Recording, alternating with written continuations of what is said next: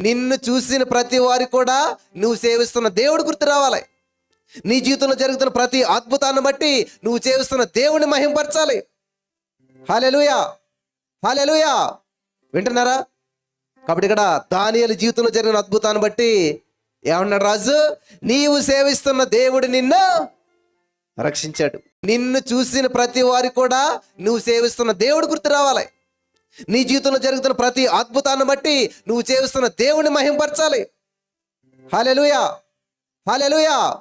వింటున్నారా? కాబట్టి ఇక్కడ దానియేలు జీవితంలో జరిగిన అద్భుతాన్ని బట్టి ఏమన్నాడు రాజు? నీవు సేవిస్తున్న దేవుడు నిన్ను రక్షించాడు.